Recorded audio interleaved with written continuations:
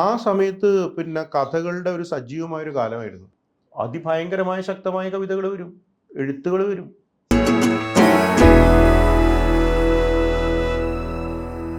ഈ ഉഭയജീവിതം പോലുള്ള സമാഹാരം വരുന്ന സമയത്ത് എനിക്ക് തോന്നുന്നു ആദ്യത്തെ പ്രധാനപ്പെട്ട സമാഹാരം എന്നുള്ള തരത്തിൽ വരുന്ന സമയത്ത് ഈ കഥകളുടെ ഒരു സ്വീകാര്യത എങ്ങനെയായിരുന്നു വായനക്കാരുടെ നിന്ന് ആ പുസ്തകം വരുന്ന അല്ല, സമയത്ത്? ആ സമയത്ത് കഥകളുടെ ഒരു സജീവമായ ഒരു കാലമായിരുന്നു. അന്ന് ഇപ്പോൾ ദേശാഭിമാനിയിലായി കഴിഞ്ഞാലും മാതൃഭൂമിയിലായി കഴിഞ്ഞാലും കലാകൗമുദിയിലായി കഴിഞ്ഞാലും എല്ലാം തന്നെ കഥ നമ്മളെല്ലാം എഴുതി വന്ന കഥയിലൊക്കെയാണ്. അപ്പോൾ ഈ സമയത്തെല്ലാം ഭയങ്കര കഥയുടെ ഒരു വലിയ സമൃദ്ധിയായിരുന്നു. അത്രയൊന്നും സമൃദ്ധി ഇപ്പോൾ ഇല്ല. അന്ന് ഇതേപോലെ തന്നെ ദേശാഭിമാനിയൊക്കെ കവർ പേജിലൊക്കെയാണ് കഥ അടിച്ചു വന്നുകൊണ്ടിരുന്നത്. എല്ലാവരുടെയും കഥ അതെ. അന്ന് ആ സമയത്ത് അടിച്ചു വന്നുകൊണ്ടിരുന്നു. എനിക്ക് തോന്നുന്നു എൻ പ്രഭാകരൻ്റെയൊക്കെ കവർ ചിത്രം ഒക്കെ ആയിട്ട് അദ്ദേഹത്തിൻ്റെ വന്നിട്ടുണ്ട്. കഥകളൊക്കെ അതിൽ വന്നിട്ടുണ്ട്. നല്ല നല്ല എല്ലാവരുടെയും നല്ല കഥകളൊക്കെ അന്ന് വരുന്നുണ്ട്. അപ്പോൾ നിരവധി മാഗസിൻസുകൾ, അതുപോലെ തന്നെ പിന്നെ മാഗസിൻസുകളും അതുപോലെ തന്നെ ആഴ്ചപ്പതിപ്പുകളും പിന്നെ ഉം. മാഗസിൻസുകളും എല്ലാം തന്നെ ഈ രീതിയിലുള്ള ഒരുപാട് കഥകളുടെ വലിയൊരു സമൃദ്ധിയുടെ ഒരു ആഘോഷത്തിൻ്റെ ഒരു കാലഘട്ടമായിരുന്നു അത്. കാരണം അഷ്ടമൂർത്തി എഴുതുന്നു, ടി.വി. കൊച്ചുഭാഗ വളരെ വ്യത്യസ്തമായ രീതിയിൽ ഇത്ര എഴുതുന്നു. ക്രാഫ്റ്റിൽ അത്ഭുതങ്ങൾ ഉണ്ടാക്കുന്നു. ഇപ്പുറത്ത് എൻ പ്രഭാകരൻ എഴുതിക്കൊണ്ട് എൻ പ്രഭാകരൻ്റെ ഏറ്റവും നല്ല കഥകളൊക്കെ വന്നുകൊണ്ടിരുന്ന ഒരു കാലഘട്ടം. അല്ല, കൊച്ചുബാവയുടെയൊക്കെ കഥകൾ വരുന്നത് സന്തോഷം ഓർമ്മയുണ്ടല്ലോ. ഉണ്ട്. നമ്മളൊക്കെ നന്നായിട്ട് കഥകൾ വായിക്കുന്ന സമയത്താണ് കൊച്ചുബാവ വളരെ വ്യത്യസ്തമായിട്ടുള്ള കഥകൾ അദ്ദേഹത്തിന്റെ ജീവിതം പെട്ടെന്ന് അവസാനിച്ചു. പക്ഷെ ആ കഥകളെ കുറിച്ച് സന്തോഷം വ്യക്തിപരമായിട്ട് തോന്നിയിട്ടുള്ളത് എന്താണ്? അല്ല, കൊച്ചുബാവയുടെ സംഭവം എന്ന് പറഞ്ഞാൽ കഥയിലെ അത് ഒന്ന് ഈ ക്രാഫ്റ്റ്, അതായത് ഞാനത് കണ്ടിട്ടുള്ളത് ഭയങ്കര ഒന്ന് സക്രിയാണ് നമ്മളെ അത്ഭുതപ്പെടുത്തിയത്. അതെ. ഇപ്പം എൻ്റെ മുമ്പിൽ എനിക്ക് നമ്മൾ സാധാരണ ഇങ്ങനെ വെറുതെ പറയില്ലേ, അപ്പോൾ ഒരു കളിക്കാരൻ ഈ പറഞ്ഞ പോലെ മെസ്സിനെക്കാളും നന്നായിട്ട് കളിക്കണം എന്ന് പറയുന്ന ഒരു കളിക്കാരൻ ഏതെങ്കിലും ബ്രസീലിലോ മറ്റേടത്തോ ഉണ്ടാവില്ലേ? അപ്പോൾ അങ്ങനെ ഒരു ഉണ്ടല്ലോ, നമുക്ക് അയാളെക്കാളും നന്നായിട്ട് കളിക്കണം എന്ന് പറയുന്നത് വിചാരിക്കും. പക്ഷെ നമുക്ക് കളിക്കാൻ പറ്റില്ലായിരിക്കും.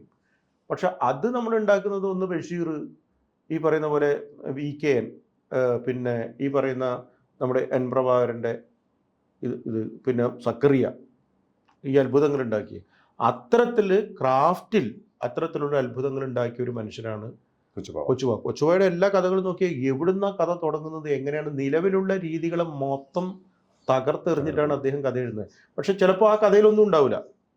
നല്ല കഥകൾ ഇഷ്ടം പോലെ ഉണ്ട്, ഞാനതല്ല പറയുന്നത്, അങ്ങനെ മാറ്റി നിർത്തുന്നതല്ല.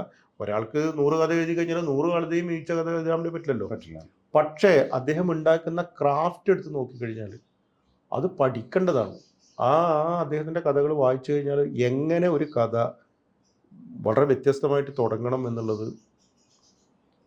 ഈ 80കളും 90കളിലും ഒക്കെ ഈ VP ശിവകുമാർ അല്ലെങ്കിൽ കൊച്ചുബാവ പിന്നീട് രണ്ടാമത് കഥ എഴുതി തുടങ്ങുമ്പോൾ മാധവൻ ഹിഗിറ്റ വരുന്നു. അപ്പോൾ ഈ കഥകളൊക്കെ ശരിക്കും മലയാളത്തിൽ ഈ കഥയുടെ പിന്നീടുള്ള വളർച്ചയ്ക്ക് വളരെ നിർണായകമായ സ്ഥാനം അത് ഉറപ്പാണല്ലോ. ഒരാളുടെ ഒന്നിൽ നിന്നാണല്ലോ വേറൊന്നുണ്ടാകുന്നത്. ഒരു വഴിക്ക് ശേഷം അടുത്ത വഴി നമ്മൾ വെട്ടുന്നു മാത്രമേ ഉള്ളൂ. അപ്പോൾ അത് നമ്മൾക്ക് തന്നെയാണ്. ഇപ്പം നമ്മൾ പെട്ടെന്ന് ഹിഗിറ്റ വരുമ്പോഴേക്കും അതിൻ്റെ പെട്ടെന്ന് മാറിയില്ലേ. ഹിഗിറ്റ അദ്ദേഹത്തിൻ്റെ ഒരു ഭാഷ എന്ന് പറയുന്നത് വേറൊരു രീതിയിലുള്ള, അദ്ദേഹത്തിന് ഉണ്ടാക്കുന്ന ഒരു ജീവിതം, വളരെ വ്യത്യസ്തമായ ഒരു ജീവിതമാണ് അദ്ദേഹം കൊണ്ടുവരുന്നത്. മറ്റേ അദ്ദേഹത്തിൻ്റെ ആദ്യ സമാഹാരത്തിലുള്ള ജീവിതമല്ല രണ്ടാമത്തെ സംഭവത്തിലേക്ക് വരുമ്പോൾ. ചൂളേമെട്ടിലെ ശവത്തിന് ശേഷം വരുന്ന ഹിഗിറ്റ എന്ന് പറയുന്ന കഥ, NS മാധവൻ ഇത്രയും കാലം യാത്ര ചെയ്ത് ഈ പറയുന്ന പോലെ അദ്ദേഹത്തിൻ്റെ ഈ ബ്യൂറോക്രസീൻ്റെ അകത്ത് എല്ലാം കയറി കടന്ന് ഇറങ്ങി വന്നിട്ട് അദ്ദേഹം ഉണ്ടാക്കുന്ന ഒരു ഭാഷയും ജീവിതവും ഒക്കെയാണ് അതിൽ നമ്മൾ കാണുന്നത്. അത് നമ്മളെ സംബന്ധിച്ചിടത്തോളം ഒരു 4-ാം ലോകം പറയുന്ന ഒരു കഥയെല്ലാം നമ്മളെ സംബന്ധിച്ചിടത്തോളം വളരെ വ്യത്യസ്തമായ കഥയല്ലേ. വൻമരങ്ങൾ വീഴുന്നു. ആ ഒരു പൊളിറ്റിക്സിനെ എങ്ങനെ കൃത്യമായിട്ട് എൻ പ്രഭാകരൻ പൊളിറ്റിക്സിനെ കൊണ്ടുവരുന്നുണ്ട്.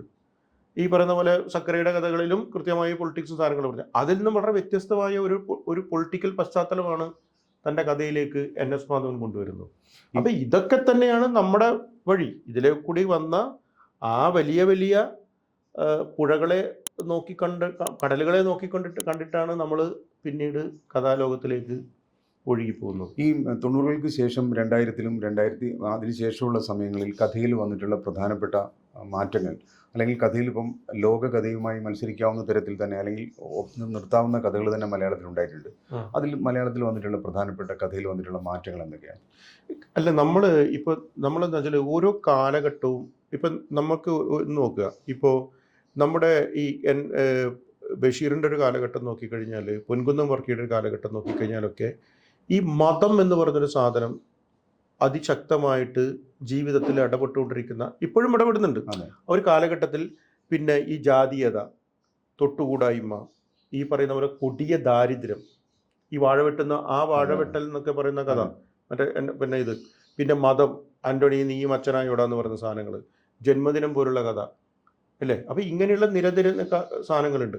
അപ്പോൾ ഇതൊക്കെ ആ സ്ഥലത്ത്, പിന്നെ ഇതിനകത്ത് കുടുംബജീവിതത്തിനകത്ത് സ്ത്രീകൾ അനുഭവിച്ചുകൊണ്ടിരിക്കുന്ന അതിഭീകരമായ ജീവിത സന്ത്രാസങ്ങൾ, ഇതൊക്കെ മാധവിക്കുട്ടിയുടെ കഥകളിലൂടെ പോകുന്നു.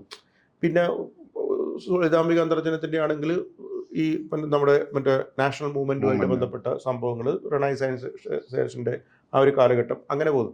അപ്പോൾ എല്ലാ കാലഘട്ടങ്ങളിലും എന്തുണ്ട്, ഈ അസംസ്കൃത വസ്തുക്കളുണ്ട്. നമ്മൾക്ക് എഴുതാനുള്ള അസംസ്കൃത വസ്തുക്കളാണ് ഇതൊക്കെ.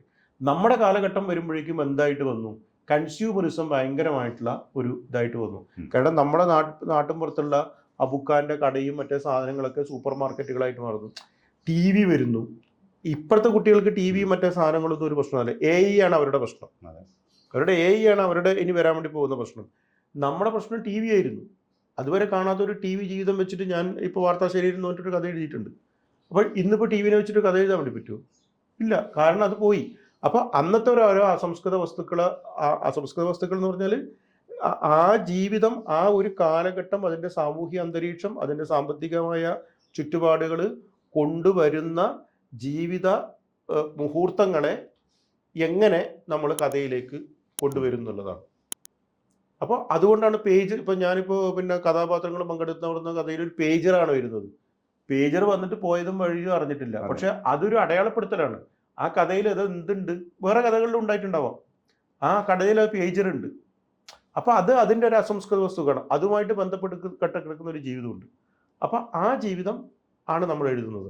അതുകൊണ്ടാണ് പിന്നെ എൻ പ്രഭാരം പറയുന്നത്, കഥ തേടുന്ന കഥയിൽ പറയുന്നത്, കാരണം ഇത്തരത്തിലുള്ള നമ്മൾ ഈ ഒരു പുതിയ കാലഘട്ടം, നമ്മൾ ഭയങ്കര ഭീഷണമായിട്ടുള്ളൊരു കാലഘട്ടം, ഭയങ്കര പ്രതിസന്ധിയുള്ളൊരു കാലഘട്ടം എന്നൊക്കെ പറയുമ്പോഴും ഈ കാലഘട്ടം എഴുത്തുകാരനെ മുന്നോട്ട് വെച്ച് നീട്ടുന്ന പ്രതിസന്ധികളാണല്ലോ എഴുത്ത്. പ്രതിസന്ധികളല്ലേ എഴുത്ത്. ആ പ്രതിസന്ധികളെ മറികടക്കാനല്ലേ നമ്മൾ എഴുത്തിലൂടെ ശ്രമിച്ചുകൊണ്ടിരിക്കുന്നത്. ആ പ്രതിസന്ധികൾ നമുക്ക് വേണം. ആ പ്രതിസന്ധികൾ ഉണ്ടാകുമ്പോൾ മാത്രമേ നല്ല എഴുത്തുണ്ടാവുന്നുള്ളൂ. ഇപ്പോൾ പറഞ്ഞു കഴിയുമ്പോൾ ഗാസയിൽ ഓക്കെ, നമ്മൾ മരിക്കുന്നത് ആൾക്കാർ കാണുമ്പോൾ നമുക്ക് ഭയങ്കര സങ്കടമാണ്. പക്ഷേ ഗാസയിൽ എന്തുണ്ടാവും? അതിഭയങ്കരമായ ശക്തമായ കവിതകൾ വരും, എഴുത്തുകൾ വരും. കാരണം യുദ്ധമാണ് അവിടുത്തെ അസംസ്കൃത വസ്തു. എഴുത്തുകാരൻ്റെ അസംസ്കൃത വസ്തു അവർ യുദ്ധമാണ്.